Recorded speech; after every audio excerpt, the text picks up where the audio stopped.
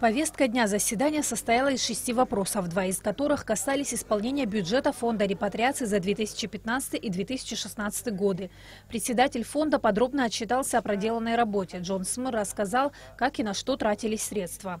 Депутаты проголосовали за оба законопроекта, но с оговоркой. Депутат Алхаз Джинджоля предлагает изменить формат и работу фонда репатриации. Затем перешли к рассмотрению дополнительного вопроса повестки. Депутат Баталайба предложил рассмотреть постановление о возможности ведения прямых трансляций сессий.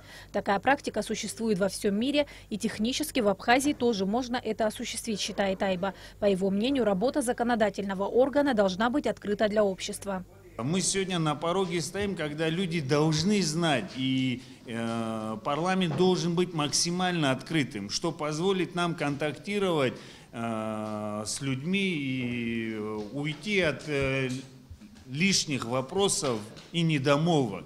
Этот вопрос обсуждался довольно долго. Несмотря на то, что большинство депутатов высказали мнение в поддержку постановления, многие из них уверены, что в его реализации могут возникнуть вопросы. Депутат Александр Анкваб считает, что проект необходимо доработать и обсудить его техническую часть со специалистами. Показать нашим избирателям сегодняшний разговор, они не захотят нас и слышать, и видеть.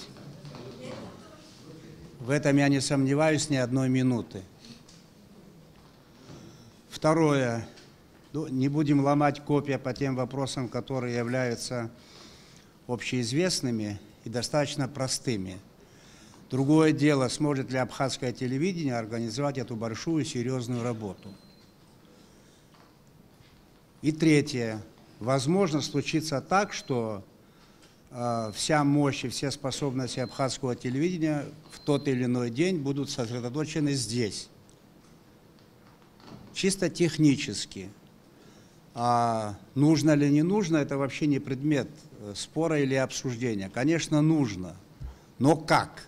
В итоге парламент отклонил постановление об онлайн-трансляциях заседаний. Из 32 присутствующих народных избранников 14 проголосовали за постановление, 13 против, 2 воздержались.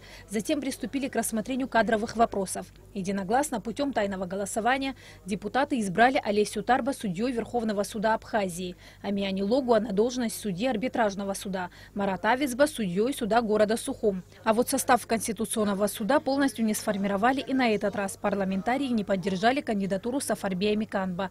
Депутат Лаша Ашуба напомнил, что данная кандидатура была предложена президенту блоком оппозиционных сил. Он выразил уверенность в том, что Миканба в своей работе был бы беспристрастным, объективным и принес бы пользу государству. Однако только 17 депутатов проголосовали за, против 13. Протокол номер 2 заседания счетной комиссии о результатах тайного голосования об избрании Миканба Сафарбия Тарасовича на должность судьи Конституционного суда Республики Абхазия.